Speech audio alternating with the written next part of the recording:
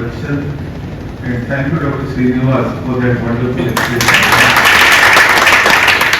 It's so nice, Dr. Parija, to listen to music in a medical school. And that also registrar. This is New India. This is New India. We are changing.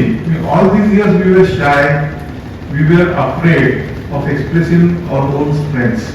We are not even ready to talk about it. Now things are changing, and this is the living example which you could witness today. And thank you, Dr. Ananda, for this invitation to come here. And thank you for not only introducing me to your idea of Institute of Salutogenesis and Complementary Medicine. But as Dr. Ananda Krishnan gave a good history, and he talked about initial idea of aim high. I was very happy how it emerged. At that time, nothing much was happening in the area of. In fact, even today, I would say, by and large, in our country, we are living under the colonial impact. Our minds are not yet decolonized, and medicine also, especially. Medicine has remained too tight, too siloed, and with closed minds, I would say. And when we talk about evidence-based medicine, we have to ask this question: what do you mean by evidence-based?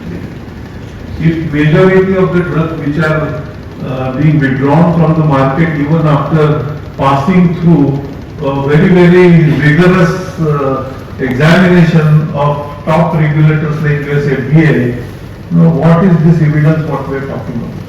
If majority of the clinical trial results are not reproducible, what are we talking about evidence? So details, you may like to read my address which I have given in the souvenir, so I will not talk about it more. But while I came here actually, as I am not coming here as really chairman of MAC, because it is impossible for me to go to universities as chairman of MAC. We have more than 1,000 universities and 45,000 colleges we have to accredit, and it is practically impossible. I am here as a professor of health sciences, essentially. I am here because I truly believe that the term salutogenesis, although it has come from the West, actually it coincides very well with the term swasthya. And I don't think there is more comprehensive word than swasthya to express wellness. All these terms are there. But swasthya has got several dimensions. It is not just physical, mental, social, it has spiritual dimension as well. Swayamness, this is a very profound concept, and I think this salutogenesis term captures it the best. And so I was happy to come here. I am happy to also meet Professor Madan Mohan and Professor Sundar. Because at that time you dare to do this. I would say dare to do this because I know how difficult it is. And I know I was chatting with Vice Chancellor Professor and I was so impressed with his writing. Several books and articles which you go in his room and see what contributions he has done. And he was sharing his experience when he tried to do during his tenure as director of JITMAR, how much difficult it was. So all of you, when you did that, today we are able to do it because people have become more receptive. At that time, people were not receptive. Right? Even today we have to do a lot to change our own people, to look at our own knowledge systems more seriously, more with open eye. And when I am saying this, I don't mean that we have to accept everything, whatever is there. But at least we have to know what is there, we have to study what is there, whatever is acceptable, whatever stands on today's test and today's understanding, what is harm in accepting. And with the same kind of a thought process, during last 2 decades I would say, yoga has been accepted all over the world. It has stood the time of the test of the time actually, and you will see that more studies, more research has happened outside India on yoga than in India. Now the situation we were telling that we will have to really get accreditation from American yoga boards than in India. And already people are doing and advertising it. So I was hoping that there will be some strong movement, and I think Sri Balaji Vidyapith, what you have done here is very remarkable. Please convey my greetings to your Chancellor and Founder, because some areas, you don't have to look into only bottom line and top line business language. There are several areas where you can do that. But there are some areas which are meant for commitment, which are meant for passion, which are meant for people, which are meant for knowledge, for the sake of knowledge, in search of truth. This is all education and research is about. And for commitment, you require that kind of a passion towards this subject. Music, I must tell you that the registrar expressing in a musical fashion, and you, Professor Sundar, thinking about using music as therapy at that time, so forward looking. Today, I will tell you that if you look into the literature, lot of data is coming up in relation to how different things can affect our mind. While modern medicine has progressed excellently well, and excellently well in understanding human body, mechanisms of body, your, as you said, pathology, even physiology. But today our entire focus is on pharmacology. Our interventions are pharmacological interventions, and physiological interventions we have forgotten. Or psychological interventions, we are not giving that importance. And psychology and psychiatry, this division which we created actually was very harmful. Because psychiatry typically, and there are, I am very happy that psychiatry professors are here. And those who believe in this kind of approach, because this is not very common.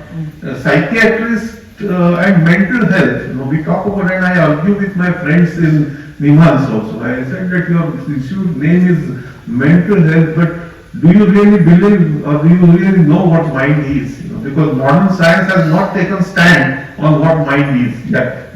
And without knowing mind, if you are trying to treat mind, that means you are treating brain and you are saying that you are treating mind.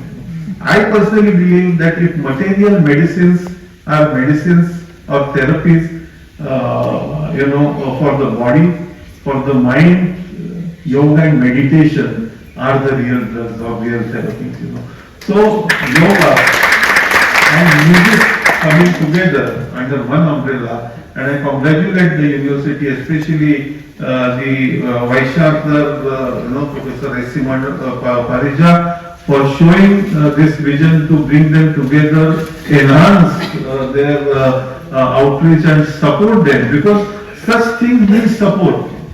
Such things need support. They will be stronger as they move further, but the baby has to be nurtured. Initially, that step you have taken at the university, and I am sure this will go a long way. This will be seen as an exemplary effort by the medical universities to bring in true salutogenesis and true swasthya among people. I also hope that I was hoping to see, I would have loved to see your postgraduate students here. In that case, I would have talked a little different. Because we need to change their mind. Today we are not talking to them. We are not talking to them. And they don't know what are the reality. Because they don't know what is really happening around us. They just know their hospitals and their wards and their clinics and their books. Beyond that, they are not. So we will have to really connect with them and we have to really open their minds. If I may just give you one example, recent article in JAMA, Journal of American Medical Association. If you see, last year, 2021 article, if you look at, they have given top 10 causes of death in the US. And why I am giving you this example from US, because we think that US is the most advanced country. That's what we believe. The healthcare in US is in shambles actually, it is not really in good shape. But still, considering that, taking that example, top 10 reasons if you take, the first reason obviously cardiovascular conditions, cancer, diabetes. Third one was at that time, which was called as medical errors, which the term they used in 2016 paper published in British Medical Journal. Medical errors was the third largest cause of death. Later on, a lot of discussion happened and people were very unhappy with this term medical error. So it was changed to unintentional injuries.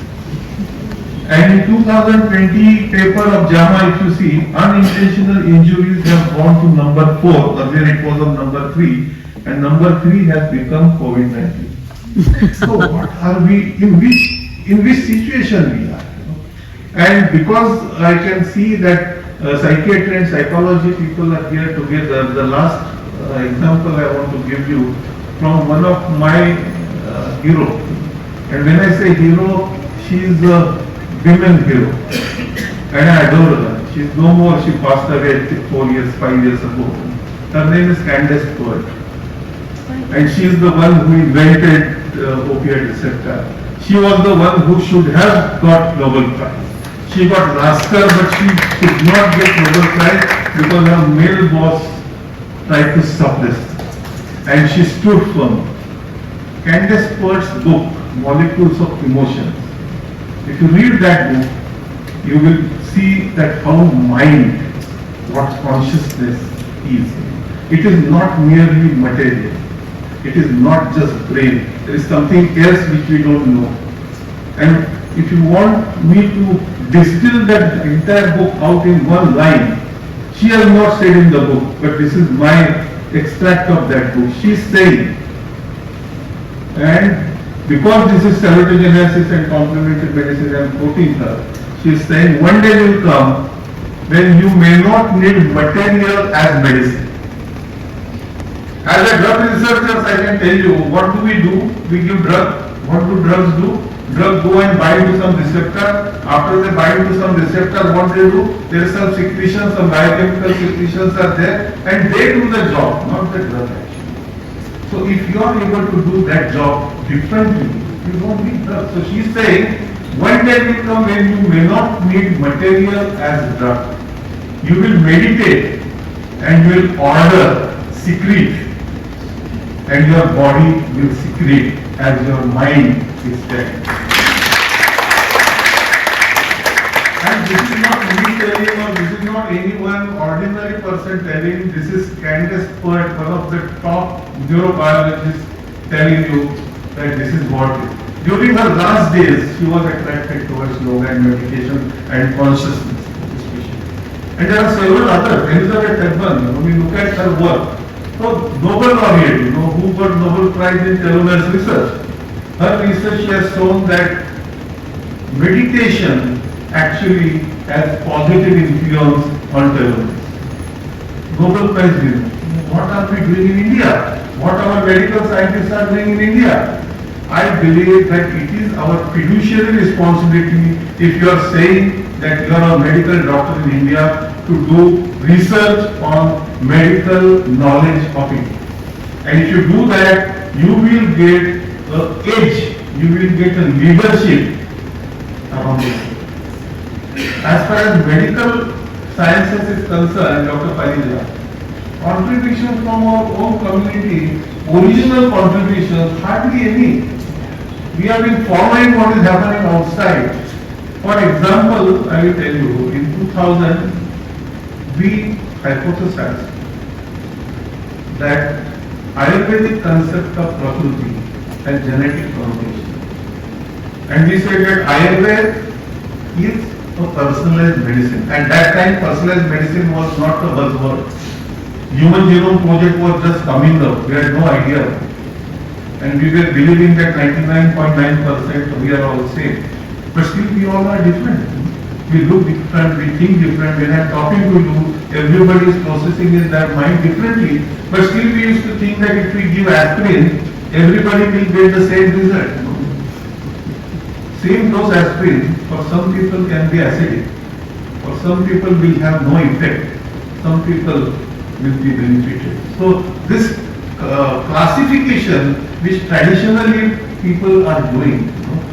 We said that it has a connotation of things, and we at that time just one gene, because at that time doing genetic research was not Abhitan, who was his colleague, he was one of the workers who was in pharmacogenomics, working in pharmacogenomics, and we showed that at that time we published in 2004 showing that what it comes, one gene, HLA, DRB1 gene which we did, the polymorphism, allele distribution was statistically different in one and different.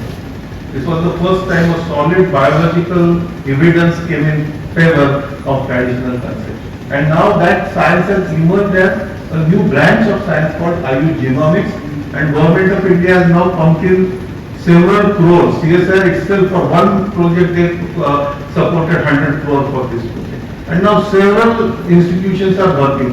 Why I gave you this example? Just one small part of the whole knowledge, one not even dot of the whole knowledge, of ocean of whole knowledge, we could do, and we could do some original work. This work was published with many reputed journals, including Nature Scientific Report and Obesity, published by again Nature.